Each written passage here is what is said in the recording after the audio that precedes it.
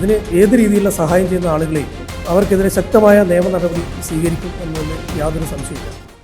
Operation തൂഫാനിൽ അന്വേഷണം കടുപ്പിച്ച Vadakara police. ലഹരി വിൽപ്പനയുമായി ബന്ധപ്പെട്ട സാമ്പത്തിക ഇടപാടുകൾ നടത്തിവന്ന യുവതി അറസ്റ്റിൽ. കൂരാച്ചുണ്ട ചെറുകാട് സ്വദേശി കാപ്പുമുക്ക് വീട്ടിൽ കാവ്യയാണ് പിടിയിലായത്. മയക്കുമരുന്ന് ആവശ്യമുള്ളവർ കാവ്യയുടെ ബാങ്ക് അക്കൗണ്ടിലേക്കാണ് പണം അയച്ചിരുന്നതെന്ന് പോലീസ് പറഞ്ഞു. മറ്റൊരു വ്യക്തിയാണ് ആവശ്യക്കാർക്ക് മയക്കുമരുന്ന് കൈമാറിയിരുന്നത്. ലക്ഷക്കണക്കിന് രൂപയാണ് ഇതുവഴി ഇവരുടെ അക്കൗണ്ടിലേക്ക് വന്നുകൊണ്ടിരുന്നതെന്നും പോലീസ് പറഞ്ഞു. ആവശ്യക്കാരുമായി ഇവർ നേരിട്ട് ഇടപെടില്ല. അധ്യാപികയാണ് കാവ്യ. വടകര പോലീസ് അറസ്റ്റ് രേഖപ്പെടുത്തിയ പ്രതിയെ വൈദ്യപരിശോധനയ്ക്ക് ശേഷം കോടതിയിൽ ഹാജരാക്കും.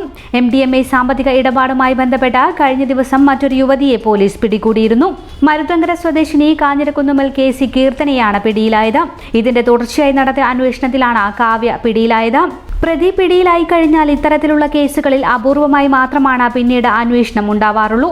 എന്നാൽ ജില്ലാ പോലീസ് മേധാവിയുടെ നിർദ്ദേശാനുസരണം വടകര DYSPയുടെ മേൽനോട്ടത്തിൽ വടകര ഇൻസ്പെക്ടർ ദിനേശ് ഏവിയുടെ നേതൃത്വത്തിൽ നടത്തിയ തുടർച്ചയായ അന്വേഷണമാണ് പ്രതിയിലേക്ക് എത്തിയത്.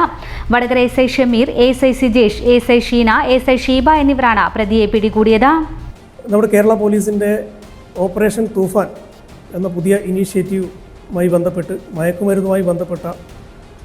അതുമായി ബന്ധപ്പെട്ട് പ്രവർത്തിക്കുന്ന സാമൂഹ്യ വിരുദ്ധ ശക്തികൾക്കെതിരെയുള്ള നടപടി വളരെ കർശനമായി കൊണ്ടിരിക്കുന്ന ഒരു സാഹചര്യമാണ്. അപ്പോൾ അതിൻ്റെ ഭാഗമായിട്ട് വടകര പോലീസ് സ്റ്റേഷനിൽ കഴിഞ്ഞ ജൂൺ 28-ാം തീയതി രജിസ്റ്റർ ചെയ്ത ഒരു മയക്കുമരുന്ന് കേസുമായി ബന്ധപ്പെട്ട് ഞങ്ങൾ അതിൻ്റെ സാമ്പത്തിക സ്രോതസ്സുമായി ബന്ധപ്പെട്ട ആളുകളിലേക്ക് അന്വേഷണം വ്യാപിപ്പിച്ചതിനെ തുടർന്ന് കഴിഞ്ഞ ദിവസം ഒരു അധ്യാപികയെ ഇതുമായി ബന്ധപ്പെട്ട് അറസ്റ്റ് ചെയ്തിട്ടുണ്ടായിരുന്നു.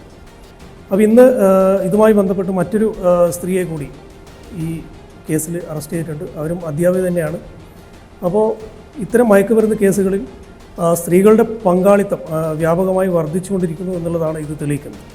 അപ്പോൾ ഇത്തരം കേസുകളിൽ സാമ്പത്തിക സ്രോതസ് ഇതുമായി ബന്ധപ്പെട്ട് പ്രവർത്തിക്കുന്ന ഇതിന് ഏത് രീതിയിലുള്ള സഹായം ചെയ്യുന്ന ആളുകളെയും അവർക്കെതിരെ ശക്തമായ നിയമ നടപടി സ്വീകരിക്കും എന്നതിൽ യാതൊരു സംശയമില്ല.